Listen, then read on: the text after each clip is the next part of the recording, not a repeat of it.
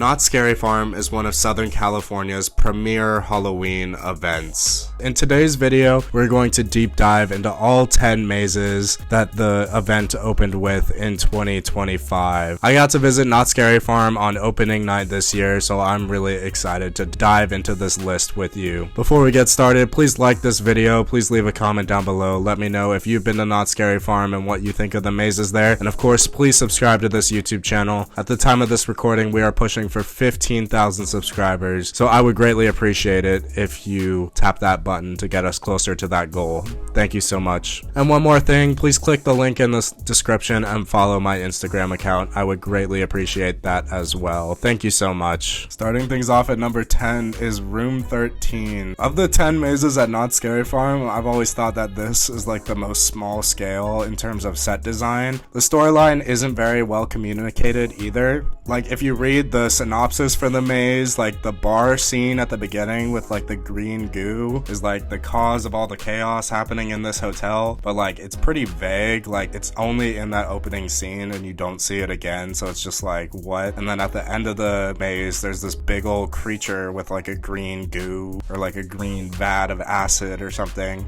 And then there's a pretty good jump scare at the very end with that head. Like, I remember the first time I went through the maze, my entire party got out before me and I was in the back. So I was the only one who got jump scared by that massive head. So ever since then, I've been aware of where that final animatronic face thing is. Also, the location for this maze isn't ideal. Like, it's in the back of the arcade at Knott's Berry Farm underneath Knott's Berry Tales. So some of the rooms smell like kind of musty, which isn't ideal. I mean, that's true for a lot of mazes out there, including some at Halloween Horror Nights, but I feel like Room 13 smells the worst, and I'm pretty sure that's unintentional. I do like this part where you go like outside of the hotel and onto scaffolding. Like, they have a mirror on the floor through some like scrim. So when I first went through it, I was like, that's a pretty cool effect. And then you go back inside the hotel. There's a moment where like a dummy is getting crushed by an elevator, which is pretty scary. That's like nightmare fuel for me. But other than that, there's not really a highlight to Room 13, which is why I've always ranked it towards the bottom of Knott's Scary Farm's mazes. Moving on to number 9 is actually a new maze for the 2025 season. It is Mary the Haunting of Worth Home. This was a pretty disappointing maze in my opinion. Like, the first half was very quiet, and like even the scare actors would like point at blood on the wall that says shh, or blood on the wall that says stay quiet, or don't say her name. Almost felt more awkward than scary. Like, it was very quiet. I might just be saying that because a lot of the Scary Farm mazes are actually like very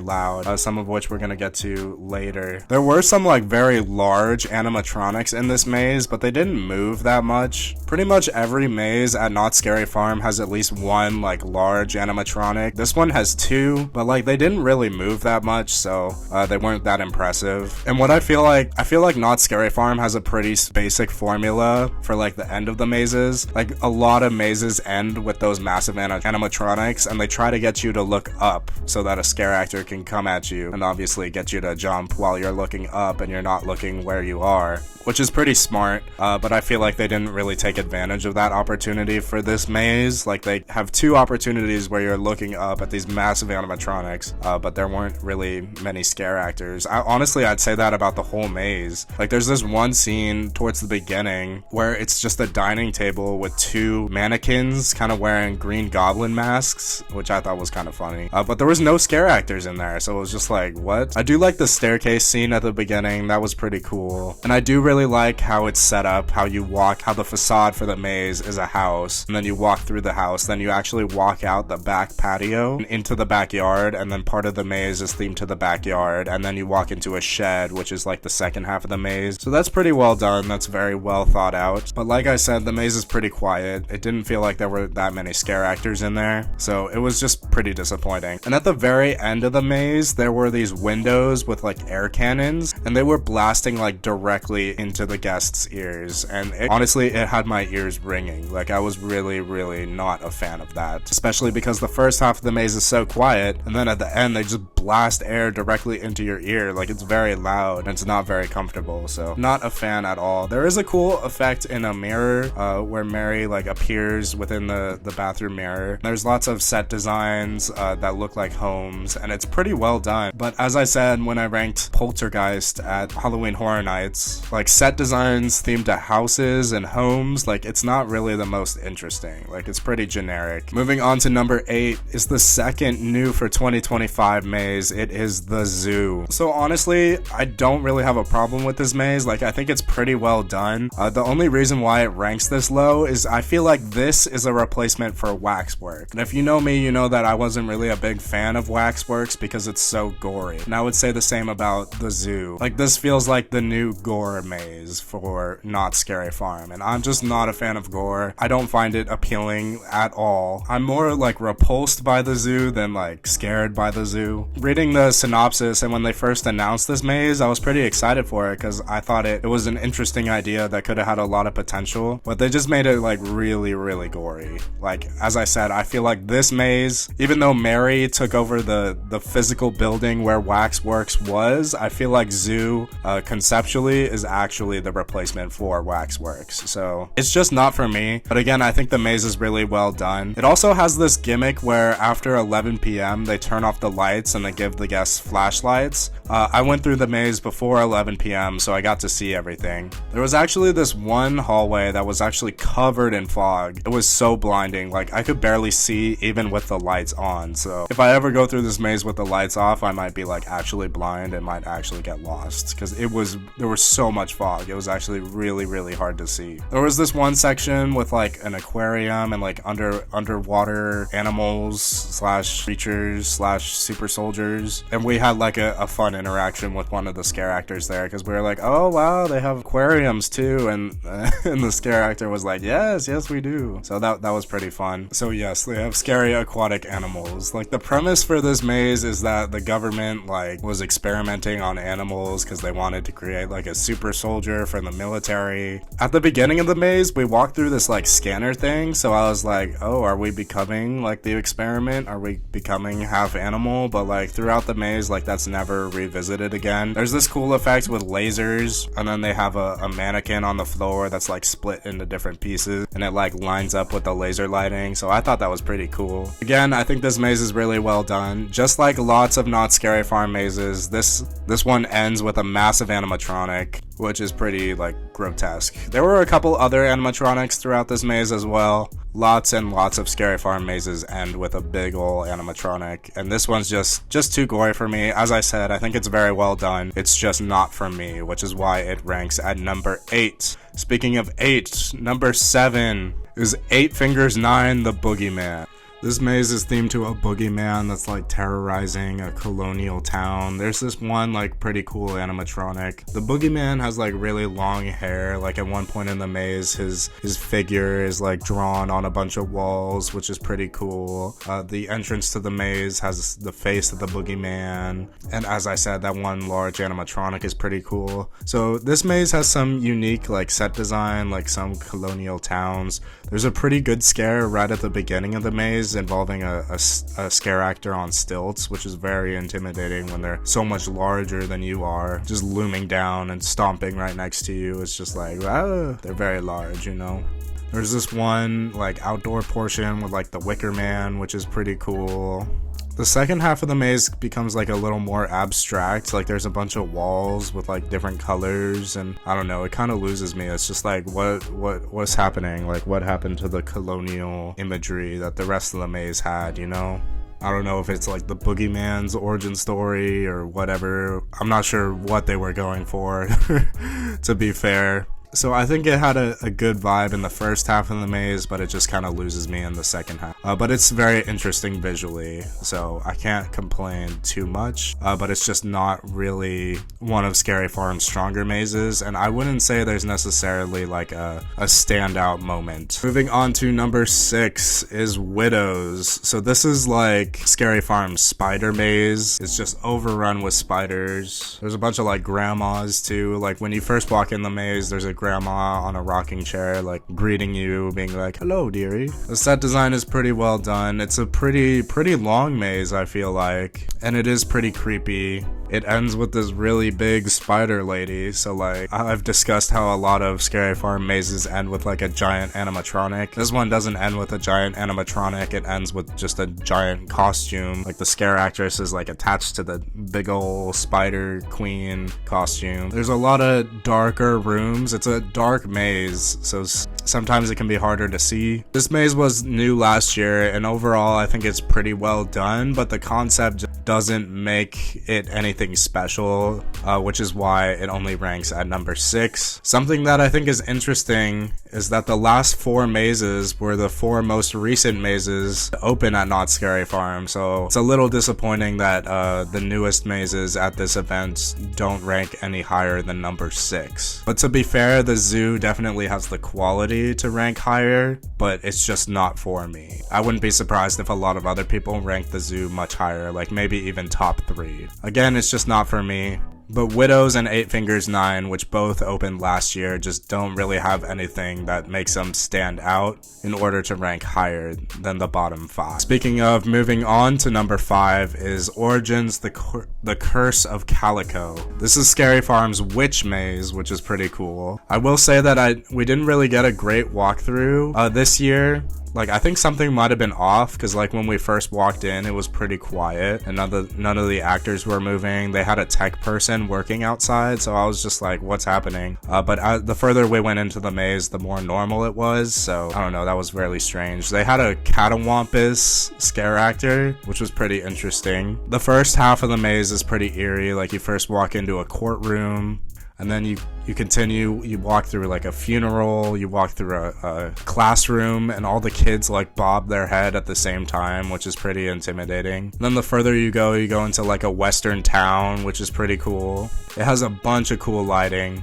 The main witch that they're talking about throughout the maze is named Sarah Marshall, and at the end of the maze you get to see her. She's like flying above you, which a couple of mazes do. Mainly Origins and the zoo have scare actors flying above you. Origins saves it for the grand finale, but this one has a very unique vibe, a very fun vibe. I like the old western aesthetic, and it's perfect for Ghost Town and Knott's Berry Farm as a whole, so I definitely think that this is consistently one of the strongest mazes at Scary Farm, and it's been around as long as I have been going to this event, so I am a big fan of Origins. Moving on to number 4 is a maze that in previous years I would have ranked at number 1. It's the Grimoire. So when this maze first opened, they did a really good job conveying the story, but I feel like as the years have gone on, the story has kind of become more and more like loose. They don't do nearly as much work as they used to convey the story of the Grimoire, how these kids are opening the book, which is opening a curse, and then you walk through the tent and you see scenes of the curse. Like, there's the passages from the book are literally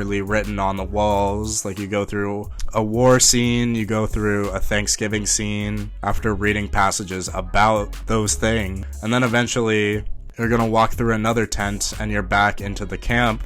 I also really love how the kids have like very specific costumes. They're very unique, they're easy to identify, and they hide a good amount of their bodies so different scare actors can play the same character, which I think is pretty funny. It's a very long maze, and the second half of the maze is pretty much about returning the Grimoire back to where the kids originally got it from. So you have to go through an outdoor section of the maze, like dodging monsters. There's this really cool sequence with a waterfall. This is a very loud maze. At least in 2025, it was very, very loud. Like, the music was loud. There's some cool lighting at the tree where you're supposed to return the book.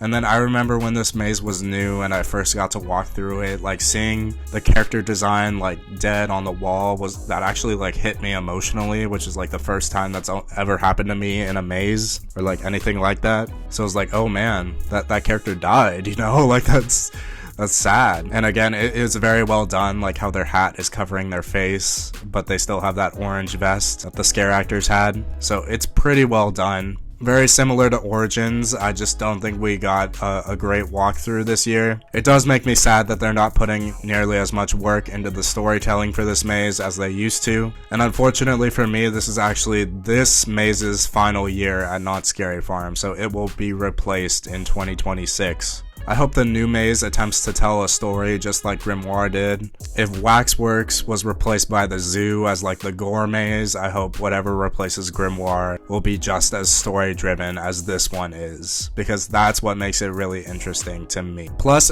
especially in the early years of this maze, like they really staffed it, so it was pretty scary. Like there were scare actors everywhere. Speaking of, number 3 was actually a maze designed specifically for Knott's Scary Farm's 50th anniversary. It is called the Chilling Chamber. This maze is like a celebration of the many years of Knott's Scary Farm. They combined a bunch of different mazes. I've only been going to Scary Farm for a handful of years, so I think the only one that I caught was the Pumpkin Eater one, which of course Chilling Chambers replaced Pumpkin Eater. But because it's like a celebration of Scary Farm, this maze is very, very long. It's huge, and there's a bunch of different types of mazes, so there's a bunch of different locations, there's a bunch of different like vibes. At one point you're walking in a room and like the floor is shaking, which is very interesting. There's these bright neon lights. I assume it was like a club maze. Towards the beginning there was like a more gory maze where I don't know if it was themed to Tooth Fairy. I know Scary Farm used to have a maze called Tooth Fairy. I never went through that maze, but I always thought that was interesting. There was like a toy maze where that one toy from Toy Story,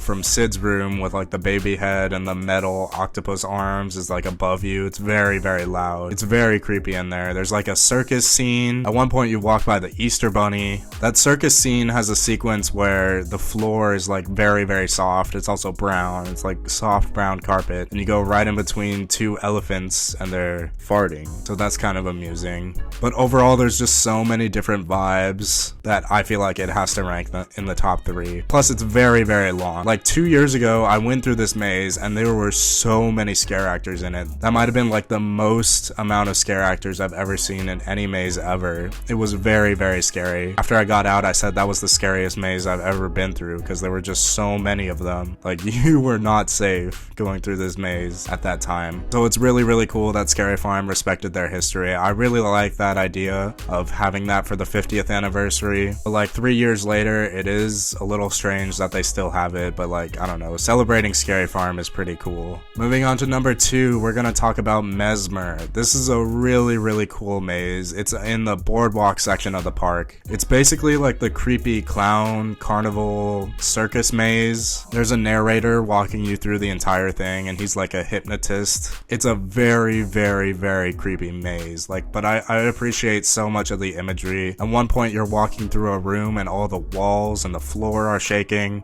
There's a part where you're walking over a tightrope. There's this part where all the walls are covered in like bright blue circles, and they have mannequins attached to the wall covered in the same pattern. So it's like they're gonna jump out at you, but they never do. I think one time I went through this maze and they actually had someone wearing that, and I was like, literally jumped out of my skin. I was like, are you kidding me? That's terrifying. At the beginning you walk through a hallway and there's a bunch of screens on both sides. Like, it's very, very eerie, very, very creepy. I think it's one of the strongest mazes at Knott's Scary Farm, and just like the Grimoire, unfortunately this year is the last year for Mesmer, which I'm really sad about. I feel like Scary Farm is getting rid of 2 of their strongest mazes, so I really hope the 2 new mazes for 2026 are very, very strong, because as I discussed earlier, I've been less impressed with the newer mazes at Knott's Scary Farm over the last couple of years, but we will see. Just like the zoo, this one ends with a very tall animatronic. It's like looming over you. They also have a scare actor attached to like jump wires, so they jump down at you and then they immediately get pulled back, which is pretty interesting. So Mesmer is very, very cool visually. It's a very cool concept, and I think it's one of the event's strongest mazes. But moving on to number 1 is Cinema Slasher. So this used to not be number 1 when it first opened, but over the last couple of years it's really grown on me. There's 3 different movies that you walk into. It feels very Runaway Railway inspired, actually, where you walk through the screen. Each time you walk through the screen, you're walking through a movie theater, and there's a bunch of mannequins sitting in the theater seats, and